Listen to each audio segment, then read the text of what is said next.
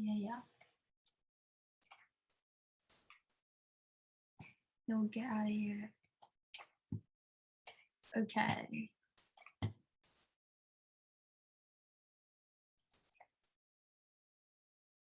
Hi, I'm Jenna Campagna, and I am doing my presentation on Unit 19, Economic Inequality and how it relates to macroeconomics. Throughout this presentation, I will show you what I've learned over the course of this week in macroeconomics and how it relates to the capstone that I've chosen. So the first thing I wanted to go over is what is macroeconomics? So macroeconomics is the branch of an economics that deals with the structure, performance, behavior, and decision-making of a whole of an economy. In other words, part of the economy that is concerned about the general economic factors such as interest rates, national productivity, national income, growth rate, and the government taxes. So I kind of like the picture that I chose on the right because it shows like what we learned about in class. We learned about GPD, the government, taxes, wages, investments, banking, policies, growth rate, national income, inflation. And although these words are getting smaller and smaller, they're still really important to what makes macroeconomics. And one thing that really stuck with me throughout this whole course that the professor has taught me is that macroeconomics, even though there's multiple answers to a question, some can be right, some can be wrong. There's endless possibilities to real life problems, and that's what I've learned. So the next thing I wanted to go over is what is economic inequality? So economic inequality is the unequal distribution of income and opportunity between different groups in society. In other words, economists talk about two different types of economic inequality: wealth and income inequality. I kind of combined pay inequality and wealth inequality into one. So income inequality looks at how big the differences are in what people get paid are in the economy. And income inequality can mean wages, but also the earnings people make from owning shares, rents, profiles from selling companies. On the other hand, wealth inequality refers to the total amount of assets of an individual or household. This may include financial assets such as bonds and stocks, property, and private pension rights. Wealth inequality therefore refers to the unequal distribution of assets in a group of people. So basically, in my presentation, I'm going to be talking about two different types. The next thing I want to show you was this video. People mistakenly believe poverty and inequality are not the same thing.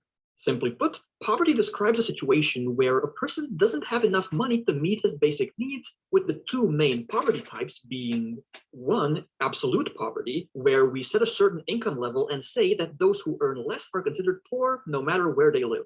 The World Bank has such a poverty limit, which was last updated back in October of 2015 and currently lies at $1.90 per day.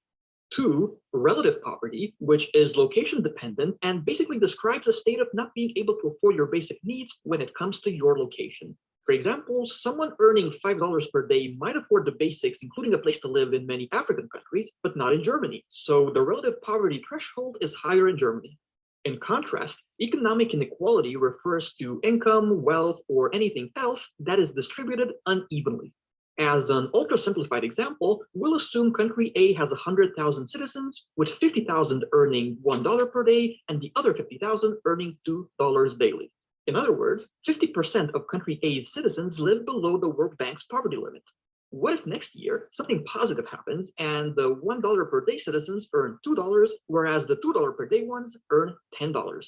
As strange as it may seem, the two indicators tell the story in different ways because: one, poverty has been completely eliminated now that everyone earns $2 daily or more. But two, the income of half the citizens doubled, whereas for the other half, it's now 5 times higher. Therefore, there's currently more inequality than before, despite everyone making more money. Simply. So I wanted to show you this video because I thought it explained income inequality very well.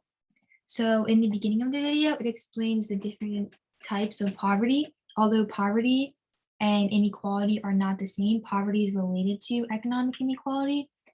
And the video talks about how inequality, how income and wealth can affect anything in society. So the example the video gave was there's two types of people in a society, one that made $1, one that made $2. And to eliminate poverty, they changed the wages, but the $1 only doubled and the $2 got multiplied by 5, which in fact causes more inequality because they're making 5 times as much more money than the other people, which is unfair. But people don't seem to realize that. So the next thing I thought was super important to show was how to measure economic inequality. And basically, how to measure it is the measurement of income inequality is calculated by dividing the standard deviation of the income distribution by its mean. And in other words, you can use many different calculation methods to measure out inequality. The main way is the Lorenzo curve and the Gini coefficient, which I will be showing you next, but you can also use the decile ratios, the Polymer ratio, the Thiel index, which aren't as common, but they can be helpful. So as you can see here on the left is a Gini coefficient graph with a Lorenzo curve.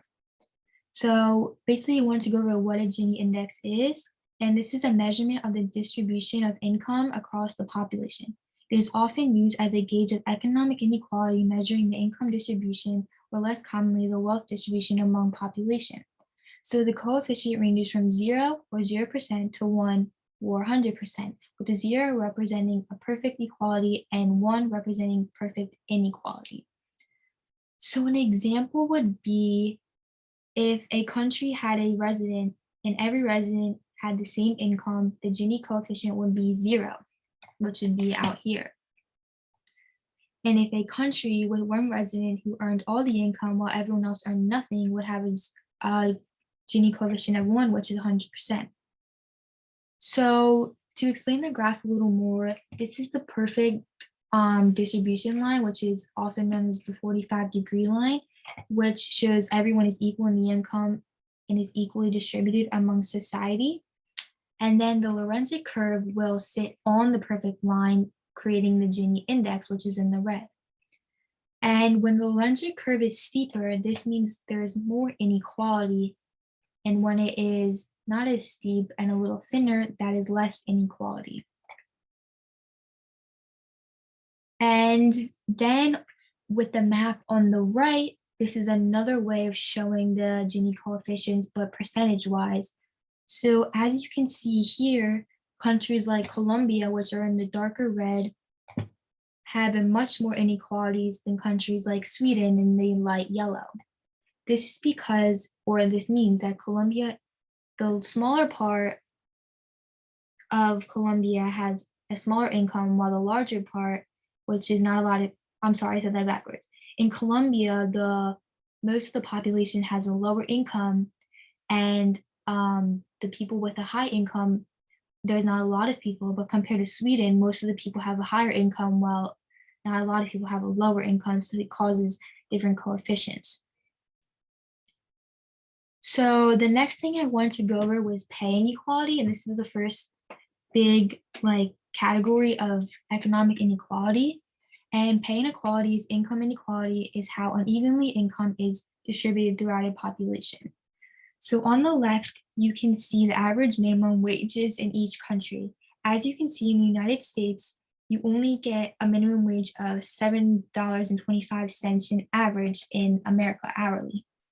On the other hand, in Australia, they get paid almost double with $14.98. Minimum wages vary across the world because of inflation and currency devaluations.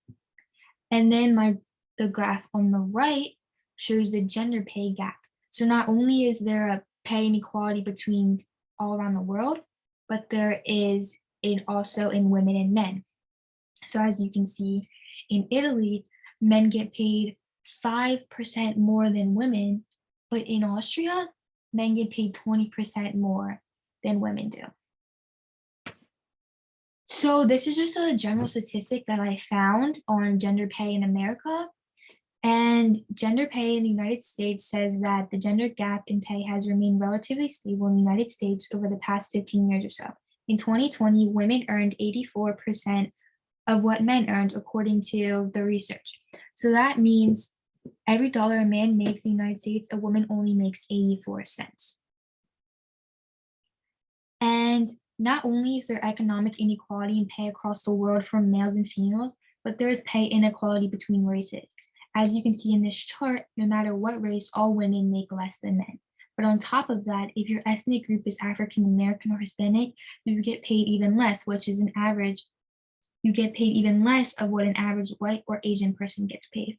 So not only are we having pay inequality in men and women, but we also are having inequality pay in races as well. And then this is a quote from former WNBA basketball player Elena Delle Donne saying that sexism in the workforce as well, there can't even equal pay. So it's not just in sports, it's everywhere. Women out there need to keep pushing and don't let it deter you, because we all need to be strong women and come out and speak about it. Equality is coming, we just have to talk about it. I chose to put this quote in my presentation because I am a former athlete at Goldie Beacom and I play on the women's soccer team. And I just think it's not fair that women are paid less than men because of their gender. We put in just as much work as men, if not more, and deserve to get paid the same amount. Equal pay and equal play is a huge saying that's going around in today's society and something that should be treated very highly and taken seriously. Just because of your gender shouldn't mean that you get paid less. The second part of the economic inequality that I want to talk about is wealth inequality. Wealth inequality refers to the unequal distribution of assets in a group of people. So the wealth that I'm talking about is the total amount of assets of an individual or household. This may include financial assets such as bonds, stocks, property, and private pension rights. The effects of income inequality, research have found, include higher rates of health and social problems, and lower rates of social goods and lower population worldwide satisfaction and happiness on a lower level economic growth when human capital is neglected for high-end consumption. So this graph shows that over time, the lower middle classes are in fact making less and less money over the years, while the higher class is making more and more money. This means that the rich are getting richer while the middle and lower class are getting poorer. Over time, the unemployment rate has increased by only 2%, so not so much, not really affected.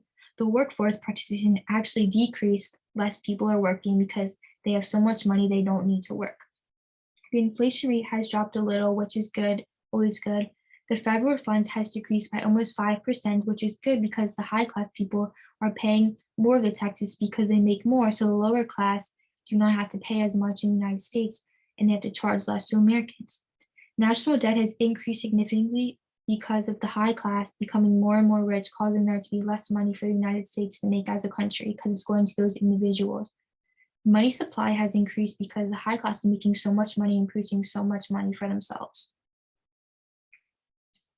So after giving you all this information on what I've learned, I just wanted to give a closing question on how much inequality is too much inequality.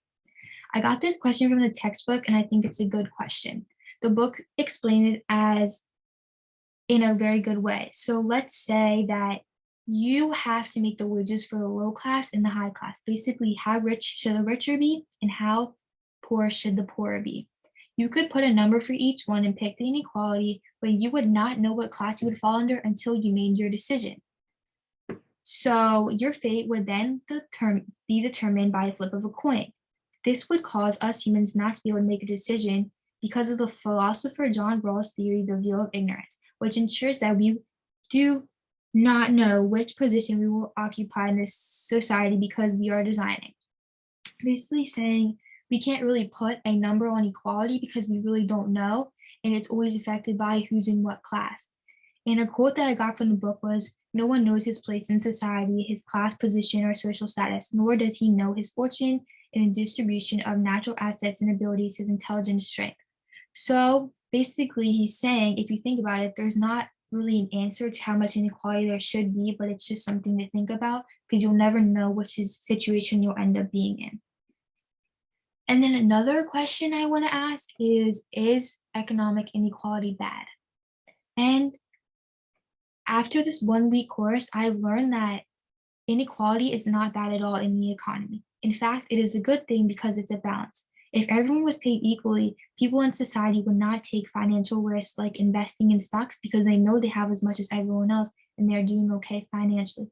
Also, income equality gives us the incentive effect.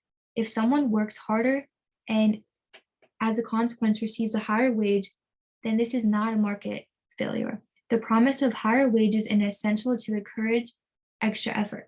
By rewarding hard work, there will be a boost in productivity, leading to a higher and higher national output, so everyone there can benefit.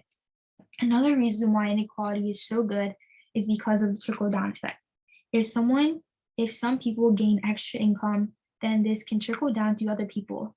For example, if an entrepreneur sets up a business, he may become a millionaire, but he also will create jobs and provide incomes for those workers. There may be a gap between the highest and low earners, but the lowest earners can still benefit from the entrepreneur. So then I just wanted to show you my outlines and everything that I had to do the key definitions, explanations, and examples. So this is my keys and definitions. This is my outline and my examples. Like I made an outline of everything that I'm going to say. And then these are my sources, which you can also see right here. And that is my presentation. I hope you enjoyed. If you have any questions, please just let me know.